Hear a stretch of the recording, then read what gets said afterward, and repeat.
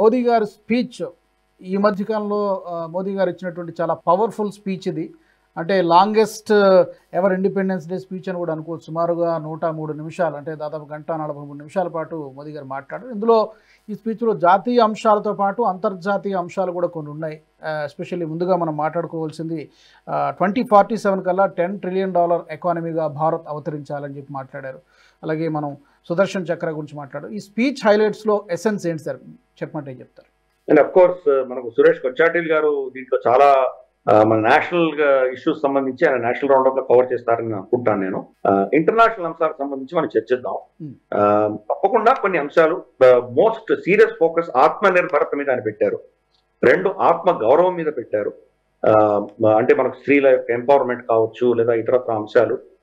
మనకు విదేశీ గుజ్బేటీదారులు ఎవరైతే ఉన్నారో అంటే మనకు అవైద్యంగా మన దేశంలో వచ్చే వాళ్ళు కబ్జా చేసుకొని ఇక్కడ పెళ్లిళ్ళు చేసుకొని వాళ్ళు మన భూమిని ఆక్రమించుకుంటున్నారు, ఇల్లీగల్ ఇమిగ్రెంట్స్ ఎవరుతున్నారో వాళ్ళ గురించి కావచ్చు, అంటే మన ఆత్మ గౌరవం సంబంధించిన విషయాలు కావచ్చు.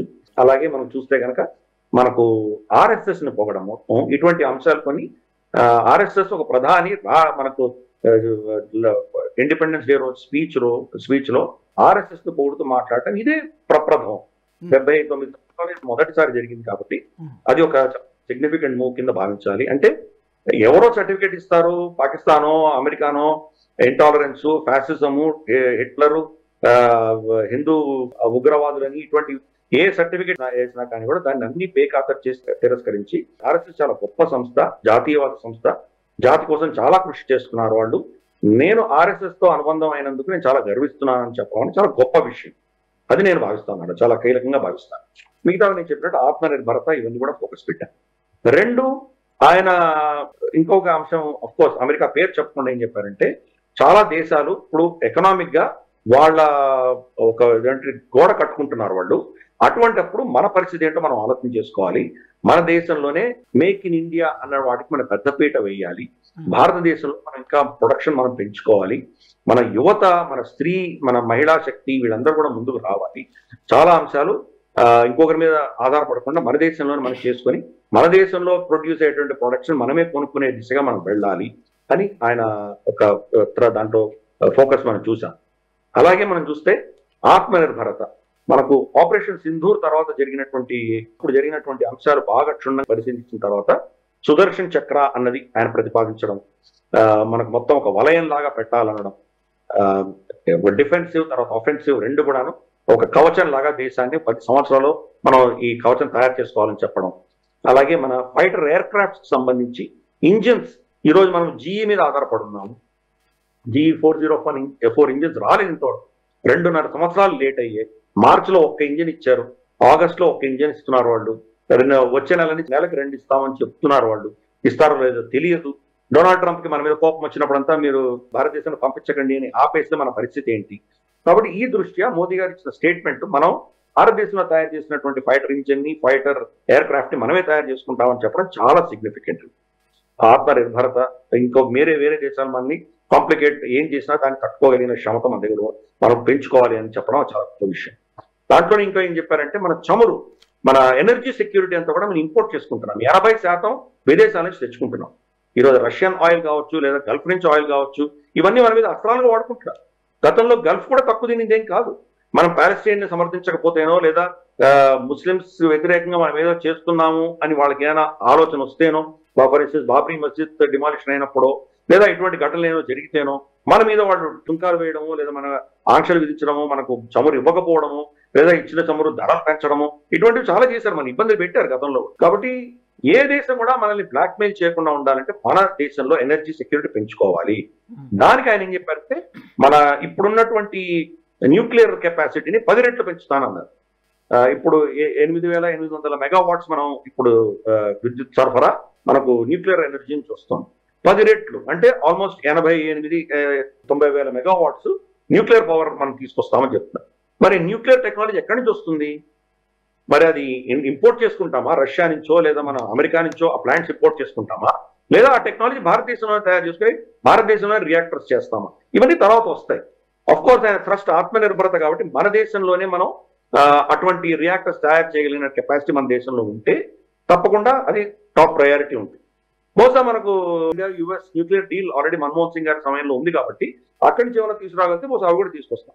ఏదైనా కానీ రాబోయే 10-15 సంవత్సరాలు అంటే ఆల్మోస్ట్ 2047 వచ్చేసరికి కంప్లీట్ గా మనం కార్బన్ న్యూట్రల్ గా ఉండబోతున్నాం. 2035కి మనం కార్బన్ న్యూట్రల్ అవుతామని చెప్తున్నారు. కాబట్టి దానికి దృష్ట్యా ఎనర్జీ సెక్యూరిటీ, అలాగే మన సోలార్ పవర్ కూడా చాలా గణనీయంగా పెంచే దిశగా ఆయన నిర్ణయం తీసుకుంటారు. ఆల్మోస్ట్ 30% సోలార్ ఎనర్జీ గుండా తీసుకోవడానికి ప్రయత్నం చేస్తున్నారు. అలాగే మనకు సింధు నది జలాల సంధిని మనం నిలిపివేసిన తర్వాత అక్కడ డ్యాములు కట్టి అక్కడ కూడా మన హైడ్రో ఎలక్ట్రిక్ పవర్ జనరేషన్ చేసేటువంటి ప్రయత్నం మనం చేస్తున్నాం. సో ఇంటర్నేషనల్ గా మనల్ని ఎవరు ఇబ్బంది పెట్టకుండా ఉండడానికి మన దేశంలోనే ఆత్మనిర్భరత పెంచుకోవడానికి కావాల్సిన అంశాలన్నీ కూడా నాకు ఉటంకించారు. అవి చాలా చాలా కీలకంగా మనం చూస్తే కనుక మనం ప్రపంచంలో ట్రేడ్ కి సంబంధించి మనమే చాలా కీలక పాత్ర పోషించాలి అని కూడా చెప్పారు. ఈ రోజు మనం ఓన్లీ ప్రపంచ ట్రేడ్ లో 2% మాత్రమే ఉంది. రాబోయే రోజు ప్రపంచానికి మనం సప్లై చేయాలి అనే దిశగా మాట్లాడారు. ఆల్రెడీ ఈవెన్ డిఫెన్స్ రంగంలో కూడా మనకు గత ప్రభుత్వాలు గాంధేవాదం అందామా లేకపోతే బ్రిటిష్ వాళ్ళ ఇన్ఫ్లుయెన్స్ అందామా, మనమే సర్టిఫికెట్ ఇచ్చుకొని మేము శాంతిదూతలం అనుకుని మనం ప్రొడక్షన్ మనం చేసుకోకుండా రీసెర్చ్ చేయకుండా విదేశాల నుంచి కొనుక్కుని ప్రపంచంలోనే అతి పెద్ద ఆయుధ సామాగ్రి కొనుగోలు చేసేటువంటి దేశంగా మనం ముద్రపడ్డాం గతంలో. అక్కడి నుంచి క్రమేపీ మారుతున్నాము. మోదీ గారు ఇచ్చిన ఈ స్టేట్మెంట్ లో ఏంటంటే మనం ఎక్స్పోర్ట్ ప్రపంచానికి ఇస్తున్నామన్న దాంట్లో ఏదో కూరగాయలు, పండ్లు, ధాన్యాలు ఇవ్వడం కాదు, ఈవెన్ మిలిటరీ ఎక్విప్మెంట్ కూడా మనం ఇవ్వబోతున్నాం. ఆల్రెడీ మొదలు పెట్టాము. మన ఫిలిప్పైన్స్ కానీ మన పినాకా కానీ ఇటువంటివన్నీ ఎక్స్పోర్ట్ చేస్తున్నాం మనము.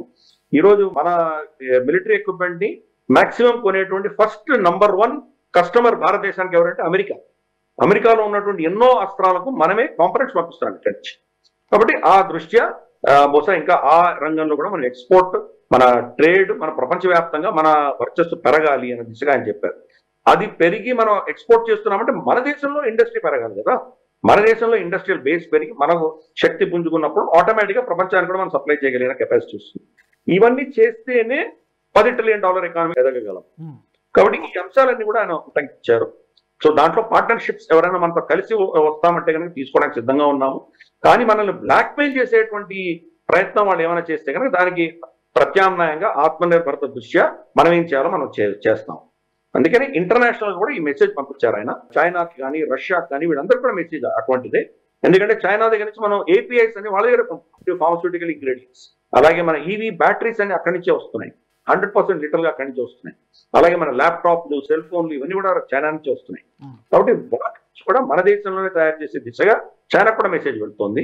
డిఫెన్స్ రంగంలో ఈరోజు అన్ని రష్యా నుంచి రష్యాకి ప్రత్యామ్నాయంగా మనమే ఇక్కడ తయారు చేసుకునేటువంటి పరిస్థితి రష్యా కూడా చెప్తున్నాం.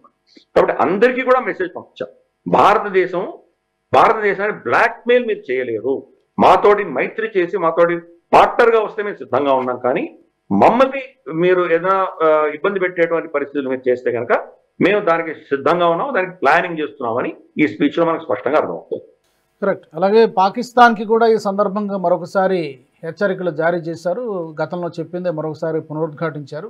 టెర్రరిజాన్ని ఎట్టి పరిస్థితులను యాక్సెప్ట్ చేయమని కూడా చెప్పారు. బహుశా ఈ సందర్భంగా పాకిస్తాన్ కూడా ఒక గట్టి హెచ్చరికలాగానే చూడాలి సార్. తప్పకుండా న్యూక్లియర్ బ్లాక్మెయిల్ పని చేయదు అని చాలా స్పష్టంగా చెప్పారు. అలాగే మనకు నీళ్లు ఒకటే ప్రవాహంలో వెళ్ళలేమని చెప్పారు. కాబట్టి అప్పుడు ఆయన ఆపరేషన్ సింధూర్ తర్వాత చెప్పినటువంటి అంశాలే మళ్ళీ కూడా ఆయన చెప్పడం జరిగింది. అది పాకిస్తాన్ చాలా స్ట్రిక్ట్ వార్నింగ్ ఇచ్చారు. ఎందుకంటే జస్ట్ కొద్ది రోజుల క్రితమే 2-3 రోజుల క్రితమే అసీం మునీర్ బెదిరింపులన్నీ విన్నాం మనం. కాబట్టి దానికి కూడా ధీటుగా సమాధానం ఇచ్చారు. మీరు న్యూక్లియర్ బెదిరింపులు మాతో చేయకండి, మీరు ఏం న్యూక్లియర్ బెదిరింపు చేసినా దానికి తీవ్రమైనటువంటి సమాధానం మా దగ్గర నుంచి వస్తుంది అని చాలా స్పష్టంగా చెప్పారు ఆయన.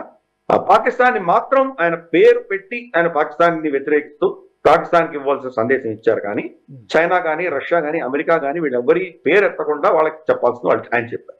అండ్ సార్ ఒక్క విషయం, అంటే ఇది ఎలాగో నేషనల్ రౌండప్లో వస్తుంది అనుకుంటాను, semi conductor made in India semi conductor chip by 2025 లోపు వస్తుందని అనుకుంటున్నానని చెప్పారు. అంటే ప్రస్తుతం మనం ఎక్కువ డిపెండెన్సీ ఉందా, ఎక్కువ విదేశాల నుంచి మనం దిగుమతి చేసుకుంటున్నాం ఈ విషయంలో సెమీ కండక్టర్స్? మొత్తం మనకున్న చిప్ ఏదైతే మనకు మైక్రో చిప్స్ ఉన్నాయో అవన్నీ కూడా ఇంపోర్ట్ చేసుకుంటున్నాం. మోస్ట్లీ టైవాన్ నుంచి చేసుకుంటున్నాం, లేదా కొంత ఇతరత్ర దేశాల నుంచి చేసుకుంటున్నాం. కానీ చైనా దీని చాలా కష్టం మీద వాళ్ళ దేశంలో చిప్స్ తయారు చేసుకుంటున్నారు. వాళ్ళు ఎంతో కాలంగా దాన్ని ప్రయత్నం చేయగా ఈ రోజు వాళ్ళు చేయగలుగుతారు. అంటే of course high end chips వాళ్ళకి ఇప్పుడు కూడా అమెరికా ఇవ్వట్లేదు, టైవాన్ ఇవ్వనివ్వట్లేదు. మనకు ఆమ్స్టర్డామ్ నుంచి వాళ్ళకు మెషినరీ ఎక్విప్మెంట్ ఆపేశారు, చాలా ఇబ్బందులు పెట్టే ప్రయత్నం జరుగుతున్నాయి చైనా వ్యతిరేకంగా కూడా. కానీ బేసిక్ చిప్స్ ఏవైతే ఉన్నాయో, మన వాషింగ్ మెషిన్లు, ఫ్రిడ్జ్లు, మనకు గ్రైండర్లు, కార్లు, ఇతరత్ర మనకు ఎలక్ట్రానిక్ ఐటమ్స్ లో కావాల్సిన చిప్స్ అన్ని కూడా చైనా తయారు చేసుకోగలుగుతుంది. ఆ దిశగా పెట్టారు. మనం ఇంకా ఆ రంగంలో మేము ఇక్కడ గత ప్రభుత్వాలు దాని గురించి మోదీ గారు అది కూడా చెప్పారు స్పీచ్ లో. ఎప్పుడో 80 దశకంలో దీని గురించి చర్చించారు, కానీ బ్యూరోక్రటిక్ మన అడ్మినిస్ట్రేటివ్ అధికారుల చేతిలో వాళ్ళ ఫైళ్లలో మగ్గిపోయేవి, దానికి నిర్ణయమే తీసుకోలేదు, ఇంతకాలం డిలే చేశాము, కాబట్టి ఇప్పుడు నిర్ణయాలు జరిగాయని చెప్పారు. 10 సంస్థలకు పర్మిషన్ ఇచ్చాము. ఇది కూడా మన దేశంలో టెక్నాలజీ కాదు, ఆ దేశం కంపెనీలు మన దేశంలో వచ్చి ప్రొడక్షన్ మొదలు పెడుతున్నాయి అంతే. కాబట్టి ఇది ఫస్ట్ స్టెప్ మాత్రమే, మేక్ ఇన్ ఇండియా మాత్రమే, మేడ్ ఇన్ ఇండియా కాదు, ఇది మేక్ ఇన్ ఇండియా. కాబట్టి వాళ్ళు వచ్చి ఇక్కడ పెట్టి అవన్నీ కూడాను భారతదేశంలో అవన్నీ కూడా ప్రాసెసింగ్ అవన్నీ చేస్తున్నారు వాళ్ళు. దాని టెక్నాలజీ అబ్జార్బ్ చేసే ప్రయత్నంలో మనం ఉన్నాం ఈరోజు. బహుశా ఈ సంవత్సరాంతరానికి బేసిక్ చిప్స్ మనం తయారు చేసుకోగలం.